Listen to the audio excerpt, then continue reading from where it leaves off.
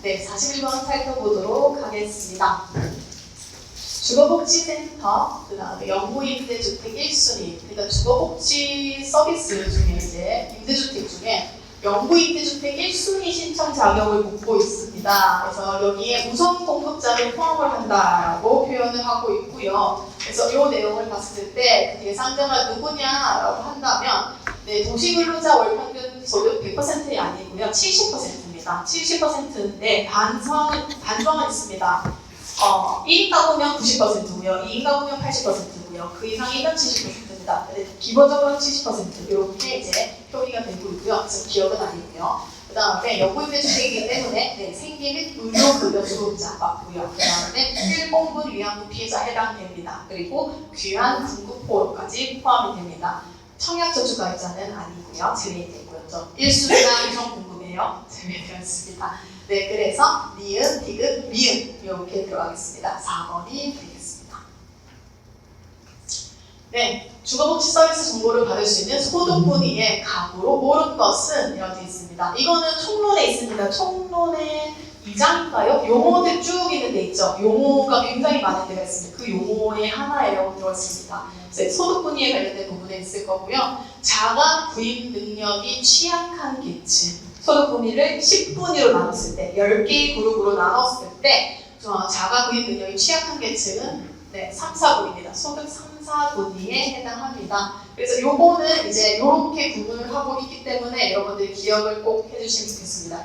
간단하게 소득 1, 2분위는 임대료 부담, 임대료 자체도 부담을 느끼는 취약계층이고 3, 4분위는 자가 구입 능력이 취약한 계층이고요. 그 다음에 5, 6분위는 정부가 지원하면은 자가 구입이 가능한 계층이 되는 거고요. 7분위 이상은 자력으로 충분히 자가를 구입하실 수 있는 계층을 얘기합니다. 7분위 이상으로 다 같이 묶으시면 돼요. 7, 8, 9, 10까지 다 이렇게 보시면 되겠습니다.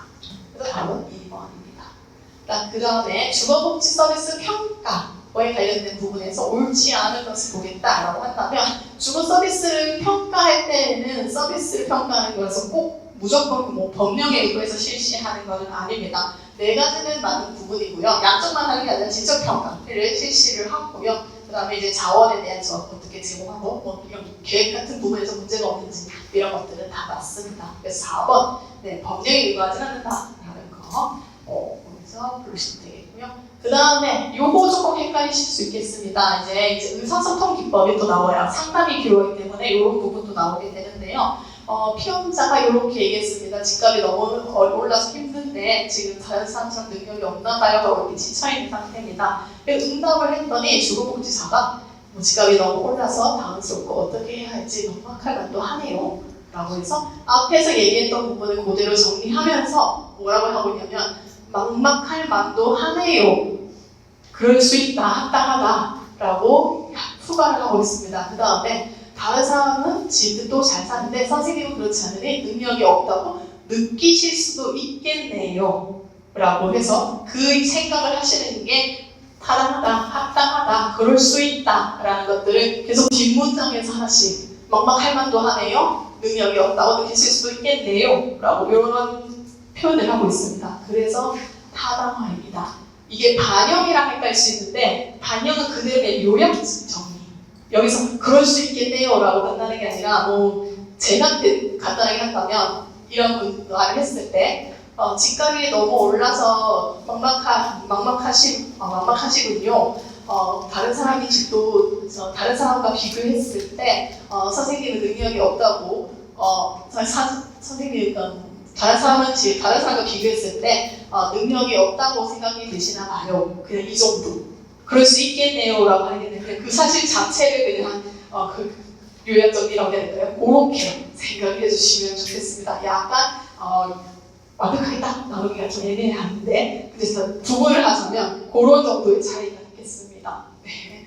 그래서 요거는 이제 의사소통 기법에서 내용을 해서 어디까지 얘기하는지 조금 챙겨봐 주시면 될 것 같고요.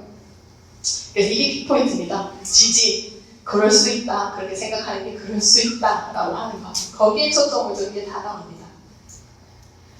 네, 주거급여 신청조사입니다. 주택조사를 의뢰를 할 때 이제 보급기관에서 보장기관에서 구청이나 시청이나 이런 보장기관에서 신청조사의 프로세스가 있는데요. 요건 여러분 그냥 기억을 딱 정해져 있는 프로세스라서 기억을 해주시면 좋겠습니다. 1번입니다. 신청 접수를 받아서 목적 자료를 의뢰를 하고 그러면 금융재산을 제외한 소득재산을 조회하고 하게 되고요. 거기서 오케이 되면 금융재산 조사하고 그다음에 소득재산 조회의 결과를 소명 자료로 만들어서 이렇게 진행을 하게 됩니다. 그래서 이 순서는 그대로 그 주거급여 업무 처리 지침인가요? 그런 부분에서 지금 진행하고 있는 거기 때문에 이렇게 다 기억을 해주시면 될 것 같습니다.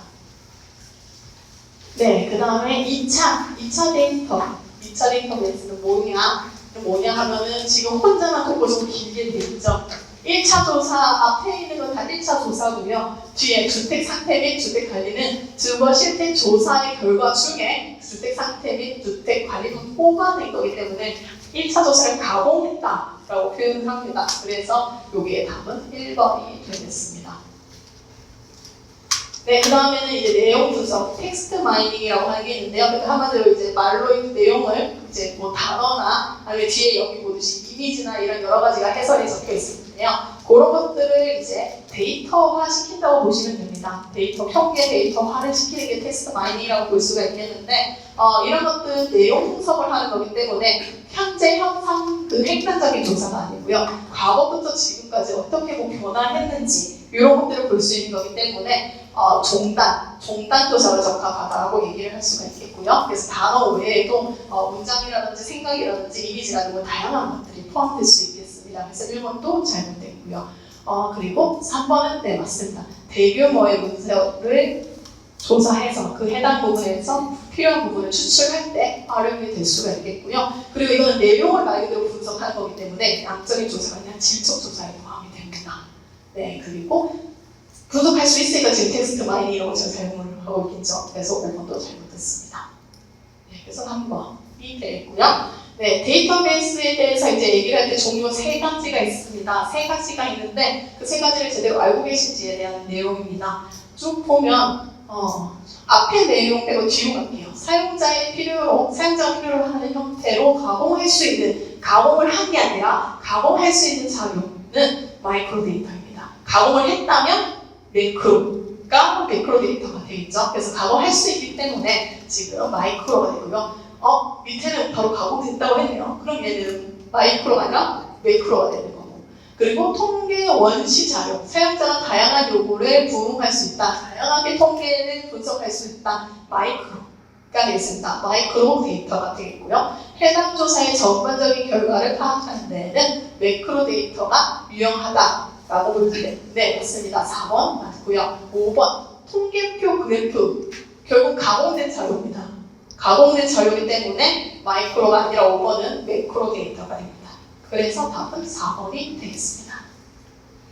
50번입니다. 상담 진행할 때 적절한 태도로 옳지 않은 것은 무엇이냐? 라고 한다면 2번이 잘못됐네요.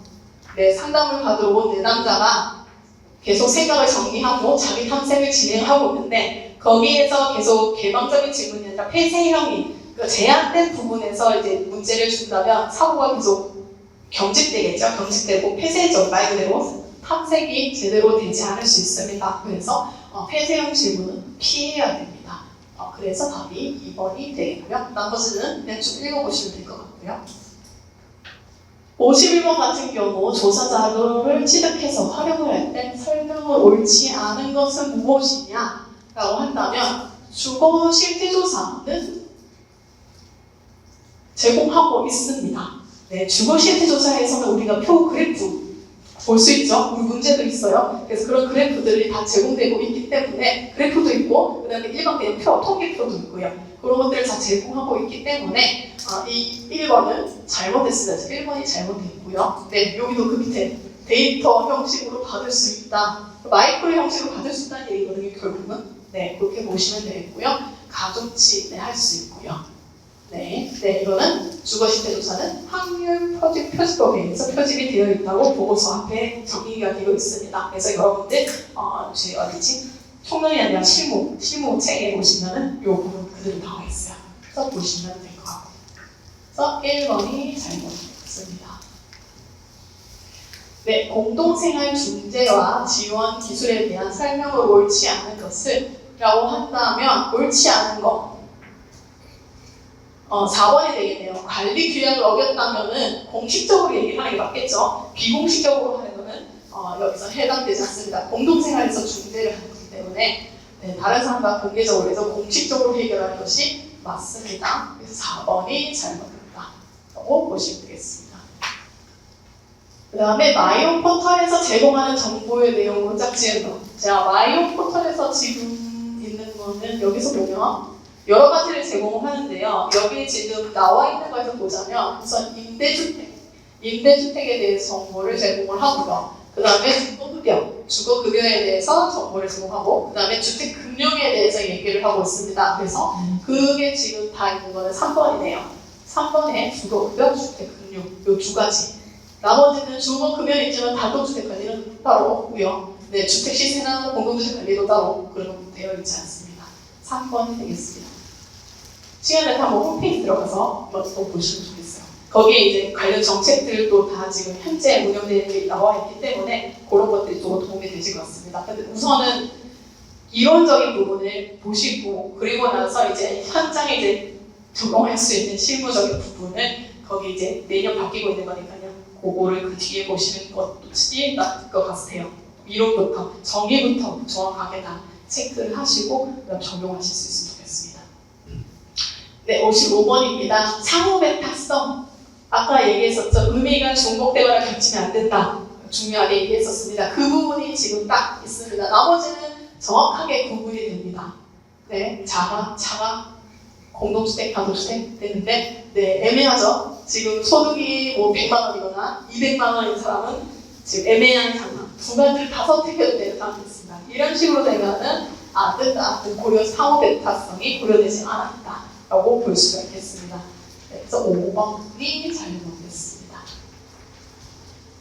네, 그 다음에는 네, 조사 방법인데 조사 대상자인 집단으로 참여하고요. 의견을 계속 반복적으로 나눠서 개진한다라고 합니다. 그래서 특정 사항에 대해서 전문가의 견해를 합리적으로 도출하는 방법. 그러니까 전문가를 대상으로 또 조사를 하고요. 이 과정을 이렇게 진행하는 거는 델파이 조사입니다. 이거는 각 조사의 정의를 보셔도 바로 딱 사실은 첫 줄 보자마자 아실 수 있는 부분이에요. 그래서 이거는 델파이 조사에 대한 설명이기 때문에 꼭 챙겨보실 수 있으면 좋겠습니다. 포커스 그룹, 그 다음에 FGI, 그렇죠? FGI, 그 다음에 델파이, 이런 면접법, 거주평가, POE 이런 것도 다 구분을 하실 수 있어야 될 거예요. 네, 그 부분 체크해 주시면 좋겠고요. 그 다음에 이제 자료 분석 부분입니다. 자료 분석에서 이제 용어를 뭐라고 표현하느냐에 대한 부분인데요.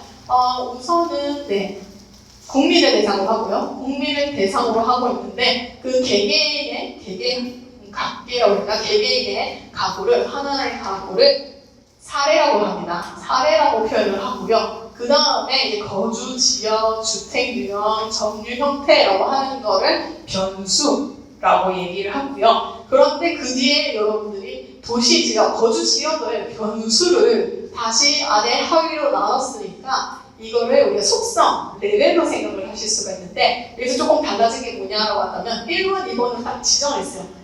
1번은 자 거주지역을 도시지역과 농촌지역으로 나누는데 그거를 도시지역은 1번으로 하고 농어촌지역은 2번으로 표기하자.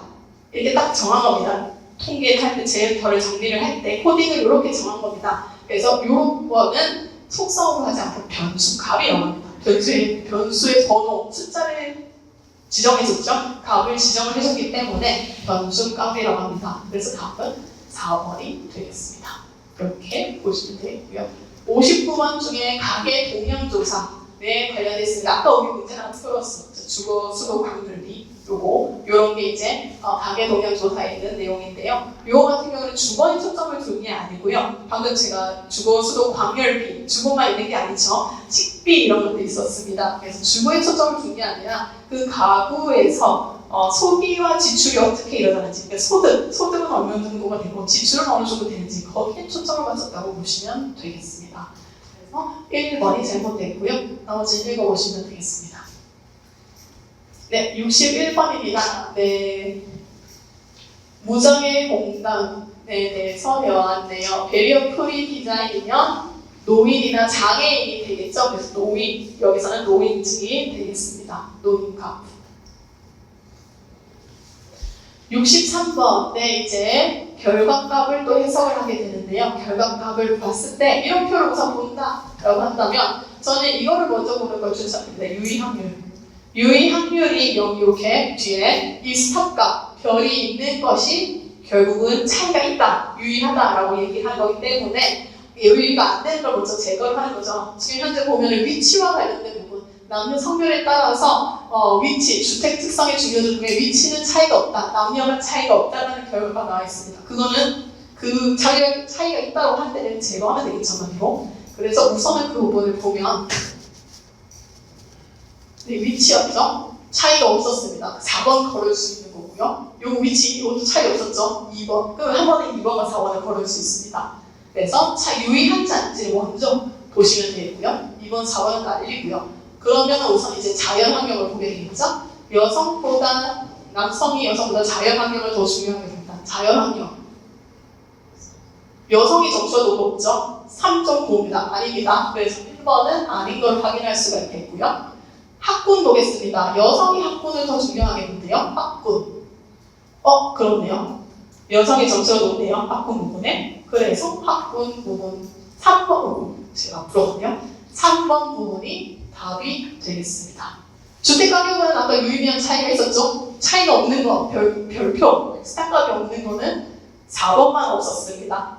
그래서 성별, 주택가격에 다시 보면 여기 별 2개 달려있는 거 보이십니다. 그래서 지금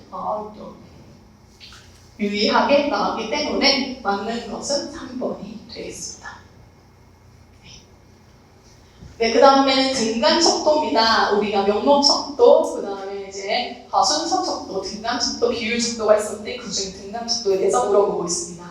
등간 척도에 대해서 옳지 않은 것을 보자라고 한다면 4번이 되겠습니다. 등간 척도 같은 경우에는 절대 0점이 없습니다. 0이 없다라는 개념이 없다는 게 상대적인 비율이라는 거예요. 그래서 지능, IQ, 그 다음에 온도, 몇도, 성적과 관련되어 있습니다. 성적 빵점 맞았다고 지능이 없는 거 아니잖아요. 그쵸? 그 문제를 푸는 거지. 그쵸? 그렇기 때문에 상대 0점이지 절대 0점이 아니다라는 걸 초점 주시면 되겠습니다. 그렇기 때문에 4번 모두 수학적인 계산 안 됩니다.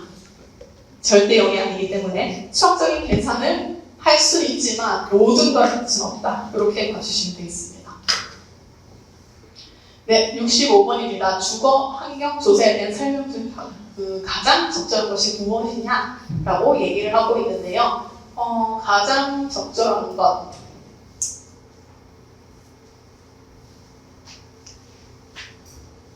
(5번이네요) 5번이 맞습니다. 1번 같은 경우에는 주거 환경을 평가할 때 1, 2번 같이 보자면 주거 환경을 평가할 때는 객관적으로 평가를 하고요. 객관적으로 평가를 하고 나서 이것을 개선하기 위해서는 어떤 대안점을 낼 수 있을까에는 그 대안점에는 주관적인 생각이 들어갈 수 있겠습니다. 그리고 이런 것들을 할 때에는 물리적인 게 아니라 거기서 거주하시는 분들의 서로도 만족도를 조사를 하죠. 그래서 주거 실태 조사에서도 조사를 하고 있고요. 4점 만점으로 하고 있습니다. 그래서 요 위에 그래서 틀린 거죠. 주거 만족도 4점 이상 정도로 하고 있죠.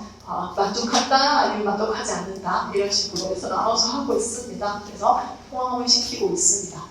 5번이 되겠습니다. 네, 그래프를 또 이제 분석하는 걸 볼 수가 있겠습니다. 그래서 요것들 한번 같이 보면요. 그래프 1과 2에 분석에 사용된 독립 변수는 월 소득 대비 임대료가 RIR이다.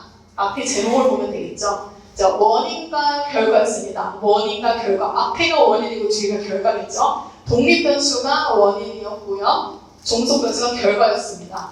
그래서 RIR, 월소득 대비 임대료 비율은 뒤에 있죠. 지역에 따라서 월소득 대비 임대료, 소득 계층에 따라서 월소득 대비 임대료. 그렇기 때문에 독립이 아니라 종속 변수입니다. 결과. 네, 결과에서 종속 변수이기 때문에 1번 2번이 잘못됐고 1번 잘못됐고요. 그 다음에 2번 그래프 1에서 2008년 이후 전국 2008년 이후 전국이 빠르군요. 오르다가 내려갔습니다. 지속적으로 증가한 게 아니라 증가하다가 감소했네요. 그래서 2번도 잘못됐고요. 3번 그래프 2에서 연도별 저소득층의 월소득 대비 임대료 비율이 중소득층보다 훨씬 높다. 자, 저소득층과 중소득층을 비교하면 되겠네요. 그래서 저소득층이 이렇게 네모로서 제일 위에 있는데 X랑 겹치는데 X는 고소득층이니까 상관없고 중소득층은 밑에 있네요. 그러면 위에 보니까 지금 저소득층이 계속 중소득층보다 높게 형성이 되어 있더라. 아래에 높게 형성되어 있더라. 요거는 그럼 죄송해요. 요거는 맞는 부분이네요. 그래서 답은 3번이 되겠습니다. 3번을 볼 수가 있겠고요. 4번 같은 경우에는 지금 그 분포가 월 소득의 20에서 25를 초과하고 있다라고 얘기를 하고 있는데 보시면 제일 높은 게 23.3입니다. 초과하지 않습니다. 그래서 지금 이 부분 4번 틀린 거고요. 5번 같은 경우 소득 수준이 높으면 높을수록 월 소득 대비 RIR 비율이 높다라고 되어 있는데 보시면 지금 요 해설 좀 잘못되어 있습니다. 보시면 지금 요 고소득층이 제일 밑에 깔린 게 아니라 고소득층은 지금 중간에서 이렇게 다니고 있죠. 그리고 중소득층이 지금 맨 밑에 있고 저소득층이 제일 위에서 이렇게 있습니다. 그래서 저소득층이 제일 지금 부담이 비율이 높은 거는 맞지만 저소득, 중소득, 고소득 순서대로 되어 있는 게 아니라 저소득, 고소득, 중소득층으로 이렇게 되어 있기 때문에 소득 수준이 높을수록에는 해당되지 않습니다. 그래서 그 부분 참고해 주시면 되겠습니다. 그래서 답은 3번이 되겠습니다. 이 부분이 잘못됐다는 겁니다. 지금 해설이. 그래서 그거 참고해 주시면 되겠습니다. 67번입니다. 임차인이 임차주택 보증금을 우선적으로 변제받기 위한 권리를 확보하기 위해서 어떤 요건을 갖춰야 되느냐라고 한다면 지금 요거 리을 빼고 해당하겠습니다. 확정일자 받고 전입신고하고 그 다음에 실질적으로 입주하는 요 세 가지를 모두 갖추고 있는 것이 필요하다라고 법적으로 규정이 되어 있기 때문에 기본 요건은 기역, 니은, 디귿인 3번이 되겠습니다. 네, 68번 유의 수준에서 얘기를 하고 있는데요. 아까 우리가 스타가 있었죠. 스타에서 그 유의 확률 값이 이 수치, 유의 수준의 값보다 이하 미만으로 되는 경우 지금 0.05보다 낮으면 별 하나, 0.01보다 낮으면 별 2개, 0.001보다 낮으면 별 3개 이렇게 표현하고 있습니다. 그래서 이렇게 표현하고 있어서 1번은 맞고요. 2번 같은 경우에 맞습니다. 네, 확률적인 부분입니다. 필수는 확실성이 아니라 확률적인 부분이기 때문에 개연성으로 이제 판단한다고 보시면 되겠고요. 그 다음에 0.01% 유의 수준은 신뢰 수준 99%를 의미를 합니다. 그래서 0.01은 99%를 의미를 하고요. 요거는 이제 95%가 되는 거고 이거는 0.0 그렇죠. 99.9가 되겠습니다. 네, 그래서 지금 3번은 요거 지금 맞는 표현이고요. 4번 같은 경우에는 지금 연구자가 근거해서 할 수 있습니다. 이런 것들이 연구를 통해 가지고 이게 추측이 돼 가지고 유의 수준을 이렇게 뽑아내는 거라고 보시면 될 거예요. 그래서 지금 정말 그 연구자가 이론적으로 경험적으로 이제 근거를 해서 연구 쪽에 설정을 해서 할 수가 있겠습니다. 5번. 유의 확률이 지금 유의 수준, 위에 있는 이 유의 수준 기본적으로 0.05를 기본으로 다 하고 있죠. 그래서 0.05보다 작을 경우에 명가설이 기각이 됩니다. 그래서 이제 4번이 옳은 설명이 아니기 때문에 틀렸기 때문에 4번이 답이 되겠습니다. 71번입니다. 71번 같은 경우에는 제목부터 이게 보금자리 주택 같은 경우에는 이명박 정부 때 주로 이제 활용했던 그 주택 사업이거든요. 그래서 그 해당 시기에 출제됐던 문제라는 것을 좀 살짝 엿볼 수가 있을 텐데요. 내용은 근데 그 주택에 대해서 물어보는 게 아니라 우리가 알고 있는 이제 독립변수와 그다음에 종속변수 이런 것들이 무엇인지 제대로 알고 있는지를 보는 부분이라고 보시면 되겠습니다. 그래서 이제 보금자리 주택에 거주하고 있는 입주자의 만족도를 조사를 하게 되겠고요. 그러면 입주자 만족도를 조사하니까 입주자 만족도는 종속변수 결과입니다. 결과이기 때문에 종속변수에 해당하게 되겠고요. 그런데 이때 입주자의 특성을 뭐로 나누느냐? 성별, 연령, 소득 수준이라고 했고요. 그 중에서 소득 수준에 따라서 만족도가 차이가 있는 것은 나타났다. 세 가지를 했더니 세 가지 중에서 소득 수준과 차이가 있었대요. 그런데 어쨌든 앞서서 성별, 연령, 소득 수준과 비교를 해봤기 때문에 이 세 가지는 그 앞에 주거 만족도에 효과가 있는지 없는지를 보는, 차이가 있는지 없는지를 보는 원인, 독립변수가 되겠습니다. 그래가지고 성별, 연령, 소득 수준이 독립변수, 만족도 조사가 종속변수 이렇게 되는 거고요. 그래서 결과가 차이가 있었던 건 나온 거는 소득 수준에 따라서 나왔기 때문에 이렇게 소득 수준이 높을수록 보금자리 주택에 대한 만족도가 높았다고 결과를 나타내고 있습니다.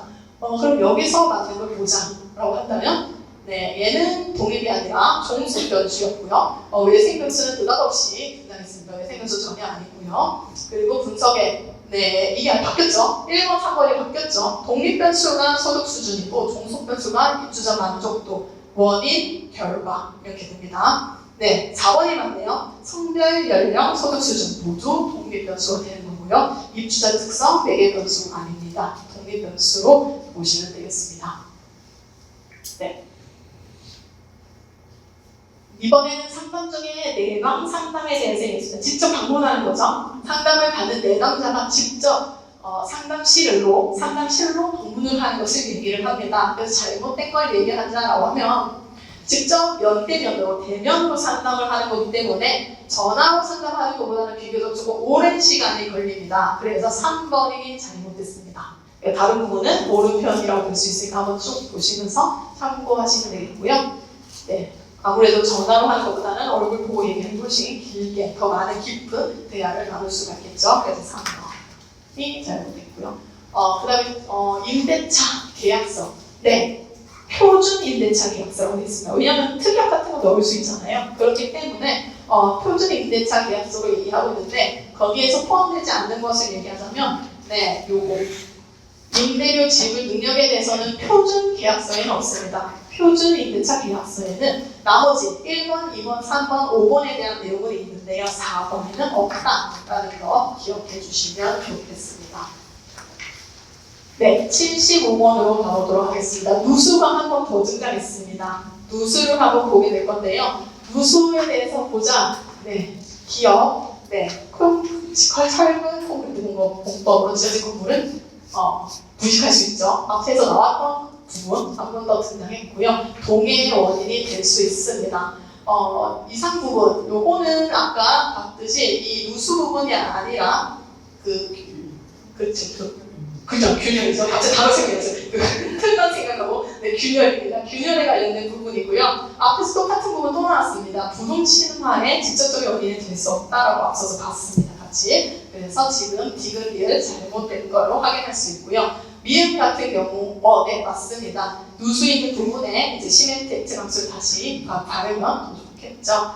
비읍 같은 경우에는 누수가 아니라 결로 부분입니다. 결로와 해당하는 거기 때문에 비읍도 잘못했습니다. 그래서 기역, 니은, 그 다음에 미음 이렇게 되겠네요. 그래서 답은 1번이 되겠습니다.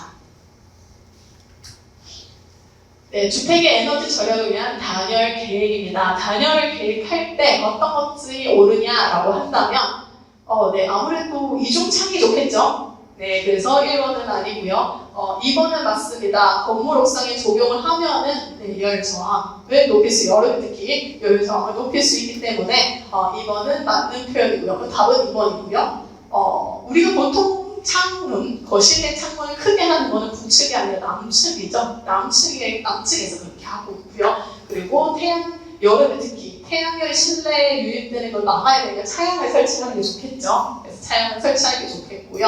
그 다음에 모서리 부분에 열교환이 발생할 수밖에 없으므로 특별한 조치를 하지 않으면 결로가 발생할 수밖에 없겠죠. 그렇기 때문에 보강 공사를 한다든지 이런 것들이 필요합니다. 그래서 답은 지금 2번이 되겠습니다. 상담을 할 때 경청 자세에 해당하지 않는 겁니다. 딱 봐도 바로 아시겠죠? 네, 중간 개입을 하시면 계속 말을 끊으시면은 곤란합니다. 그래서 그 부분을 봐두시고요. 나머지 부분 여러분들이 조금 내용 챙겨보실 수 있으면 좋겠습니다.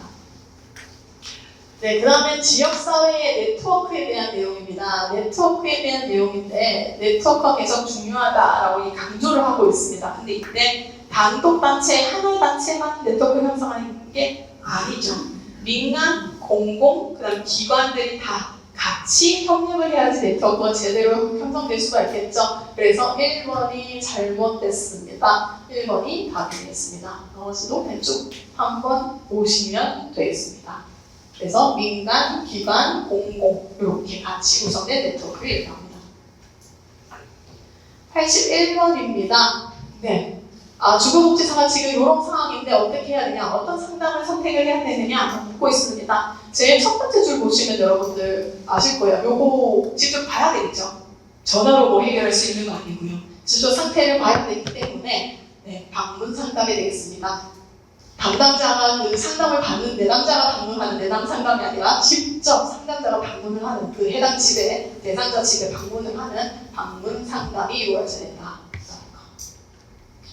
네, 그 다음에 이제 상담을 할 때는 요 3단계로 진행이 된다라는 거 한 번 더 체크를 하시라고 가지고 왔습니다. 상담을 할 때는 준비 단계, 실질적으로 상담이 이루어지는 상담 단계, 상담을 마무리하는 종결 단계로 이루어질 수가 있는데요. 이때 상담 단계는 뭐냐? 네, 기업. 네, 상담하고 있으니까 당연히 적극적으로 내용을 경청하고 해당 정보를 수집을 해야 될 거고요. 그 다음, 상담 내용이 나중에 통계 자료로 사용될 수 있어요. 이거는 상담하기 전에 동의를 얻어야 되겠죠. 이 상담 자료로 활용이 될 수 있습니다. 동의를 하십니까? 확인을 하고 상담을 진행합니다. 그래서 이거는 두 번째는 준비 단계에 해당합니다. 준비 단계에 해당하고요. 디귿 같은 경우에는 상담자가 어떤 상담을 할지 내용을 듣고 거기에 따라서 이 사람이 무엇을 원하는지 이런 것들을 정리를 해 나가야 되겠죠. 그래서 기업과 디귿 같은 경우에는 상담 단계에 진행하는 것이 맞고요. 리을 같은 경우에는 대놓고 결자가 나왔습니다. 글자가 종결해야 된다 한번 봤습니다. 종결할 때 종결 단계에 해당하는 겁니다. 그래서 기업, 디귿이 되겠습니다. 네, 그 다음에 주거 상담, 사례 관리입니다. 주거복지 상담, 사례 관리인데요. 네, 아주 요 기본적이니까 보시면 쉽게 보실 수 있겠죠? 책임에 관련된 내용이 되겠습니다. 내용 한번 읽어보시면 되겠습니다. 네, 86번입니다. 대상자를 선정을 할 때 우리가 신청, 그 다음에 확인조사, 신청조사, 확인조사를 하게 되는데요. 이때 방문조사하고 상담에 대한 내용을 옳지 않은 것이 무엇인지 얘기하고 있습니다. 무엇이냐라고 한다면요. 나머지는 맞는 부분이니까 한번 읽어보시면 되겠고요. 구두로 얘기하지 않습니다. 서류, 안내서, 서류로 직접 안내를 해야 합니다. 그래서 4번이 잘못되었습니다. 네, 그리고 이제 전세임대 주택에 대해서 나오네요. 전세임대 주택에 대해서 나오고 있는데요. 지금 요 문제가 나왔을 때 당시로서만 이제 보자라고 한다면, 4번이 잘못되었습니다. 2명이 살다가 1명이 나가게 된다고 하더라도 무조건 퇴거해야 되는 게 아니라 전세 기간까지는 그대로 있을 수 있습니다. 그 이후에 이제 조건에 해당하는지 안 되는지 사실 재검토하잖아요. 2년마다 갱신하잖아요. 그때 다시 이제 보게 되겠죠. 그래서 4번은 잘못됐고요. 여기서 추가적으로 여러분들이 조금 아셨으면 좋겠는 거는 올해 이제 전세임대 주택 같은 경우에는 최대 20년이 아니라 이게 그 안에 세부 대상이 누군지만 따라서 다르긴 하겠지만 기존 주택이 전세임대 주택 가장 기본형 같은 경우는 최대 30년이 있습니다. 그래서 그 부분 올해 기준으로 하자면 말씀을 드릴 수가 있고요. 그런데 추가적으로 만약에 공동생활가정이다 라고 한다면 따로 계약 기간이 제한되어 있지 않습니다. 그러니까 뭐 30년이라면 지금 2년 동안 최초 계약하고 2년 최초 계약하고 재계약으로 가잖아요. 그러면 14번 정도 지금 계약을 할 건데 공동생활 가정 같은 경우에는 거기에 횟수 제한이 없다라고 되어 있어요. 그래서 그런 것들도 하나 보시면 될 것 같아요. 그 다음에 이제 주거복지사의 소양인 대민예절에 대한 설명입니다. 대민예절에 대한 설명인데 한번 조금 간단하게 보시고 한번 읽고 넘어가시면 되겠습니다. 좀 도덕적인 거지만 한번 보려고 가지고 왔어요. 네. 상대방의 결정을 듣고 온화하게 돌아가면 안 되겠죠. 네.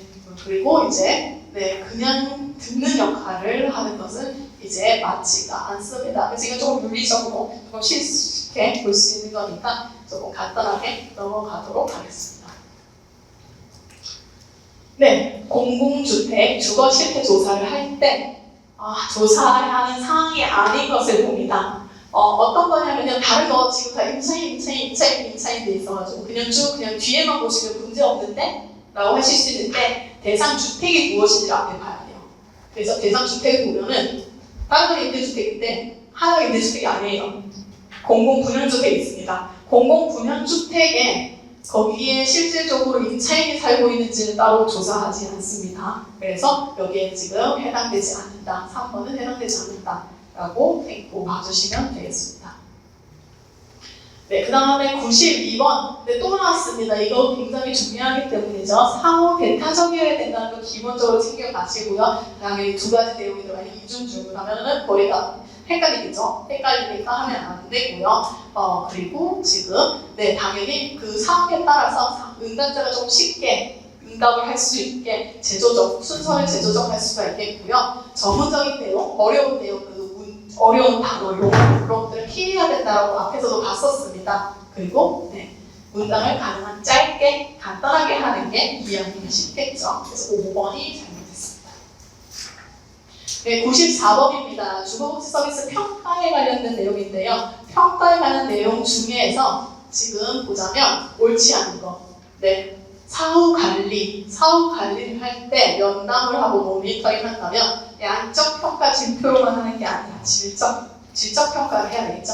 질적 평가 지표로 측정을 할 필요가 있겠습니다.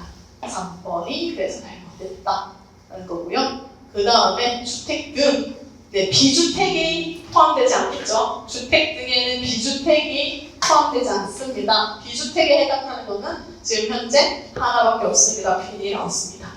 그래서 3번입니다. 네, 그리고 요거 좀 보시겠는데요. 주거급여 중에 이제 수선 유지급여를 보겠습니다. 수선 유지급여를 보면은 이 시기에 2017년도 기준으로만 보겠습니다. 그 기준을 먼저 보면은 도고 1위가 누구요? 1위가 보고 잘라보주고 소득 기준은 30만 원인데 생애급여 당시 기준은 30%였습니다. 했더니 30%에 보다 중위소득 30%보다 아래네요. 그럼 100% 지원을 받을 수가 있겠죠. 그리고 도배, 재판, 보수 등이 가능하다고 했더니 그럼 경보수가 가능하구나. 경보수에 해당하구나 라고 하면은 350만 원 우선 받을 수 있다고 생각할 수가 있는데 거기에 우리가 지금 기준으로 생각을 해버리면은 아까 편의시설 50만 원 더 추가를 해서 400만 원을 생각을 할 수가 있는데 이 당시까지만 하더라도 해당되지 않았어요. 장애인만 380만 원 추가 지급을 받을 수 있고요. 이때 당시만 하더라도 노인은 따로 편의시설에 이제 50만 원 추가받는 게 아니라 이 350만 원 안에서 편의시설을 설치할 수 있도록 되어 있었거든요. 그래서 여기서 답이 이렇게 됩니다. 그런데 우리가 지금 필요한 거는 이게 아니죠. 이게 아닙니다. 그래서 실질적으로 우리가 본다라고 한다면 당연히 요거 바뀌었습니다. 이게 457만 원이고 849만 원인가요? 그 정도 되고 이게 1241만 원인가? 저도 지금 가보는데 1241만 원인가 이렇게 돼서 정해져 있을 거고요. 그래서 그 금액이고 생계급여 기준은 32%가 되고요. 그래서 32%는 중위소득 32% 이하인 경우에는 100% 지원이 되는데 그거보다 초과해서 35% 이하인 경우는 90%. 그 다음에 우리 주거급여가 48%죠. 그래서 48% 이하에 해당한다면 80%만 지급이 되고 이런 것들을 챙겨주셔야 되고요. 그 다음에 이제 또 보는 게 뭐냐? 노인의 경우에는 편의시설 50만 원, 그 다음에 장애인 480만 원. 올해 또 하나 추가됐었죠. 침수 우려가인가요? 침수 바로 생각나요. 잠시만요. 죄송해요. 마음이 급하니까 단어가 빨리빨리 생각이 나게 됩니다. 침수 우려가구. 이게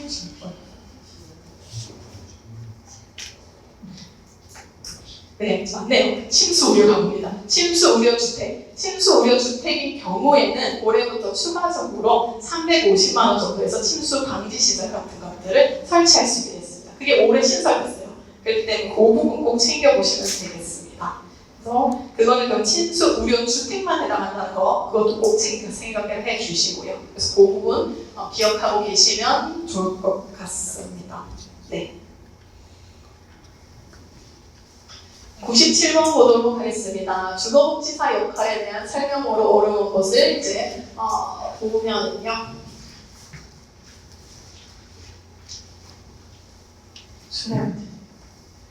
네, 주거 취약계층의 주거 문제를 개별적인 시각에서 보는 게 아니라 공공적이고 통합적인 시선에서 봐야 합니다. 이 부분이 나오고는 우리가 사회복지사하고 주거복지사의 차이점을 할 때가 등장했습니다. 어느 관점에서 바라보는가 했을 때 공공적이고 통합적인 시각으로 접근해야 된다. 그래서 1번이 잘못되었습니다. 나머지 부분은 한번 좀 읽어보시면 되겠고요. 네, 그 다음에 98번 보겠습니다. 공공임대주택 현장에서 주민을 대하는 주거복지사의 소양으로 적절하지 않은 것. 네, 피하면 안 되겠죠. 네, 같이 이제 의사소통이 없는 주민이 있더라도 가능한 대화를 해서 조금 침착하게 진행을 할 수 있도록 해야 될 필요가 있습니다. 힘들지만 그렇게 해야 할 필요가 있겠습니다. 그래서 98번이 되겠고요. 99번, 네, 횡단적 용분야, 종단적 용분야를 구별을 하고 있는데요. 1번, 2번 같은 경우에 서로 반대가 됐죠. 종단적 연구가 지속적인 관찰, 시간의 흐름에 따라서 지속적인 관찰이 가능하고요. 횡단적 연구가 종단적 연구보다 쉽게 자료를 조사할 수 있고요. 그 당시의 자료만 조사를 하면 되니까. 그 다음에 횡단적 연구는 그 당시만 보기 때문에 변화를 보기 힘듭니다. 시계적으로 보기는 힘듭니다. 그래서 3번이 옳은 부분이고요. 종단적 연구가 아니라 횡단적 연구가 해당 시점을 조사를 하는 거고요. 얘도 두 개가 바뀌었죠. 종단적 연구가 횡단적 연구보다 비용이 많이 들겠죠. 네, 그래서 답은 3번이 되겠습니다. 네, 마지막 문제입니다. 주거복지 관련 조사를 할 때 지켜야 할 윤리 원칙이 뭐냐라고 한다면 이거 조사를 할 때 무조건 참여하는 건 아닙니다. 조사를 중단할 수 있는 권리가 있습니다. 그래서 무조건 의무적으로 해야 되는 게 아니다라는 것들 여러분 꼭 기억을 해주시면 되겠고요. 나머지 부분 한번 읽어보시면 되겠습니다. 네, 여기까지가 지금 실무와 적용에 대한 문제였고요.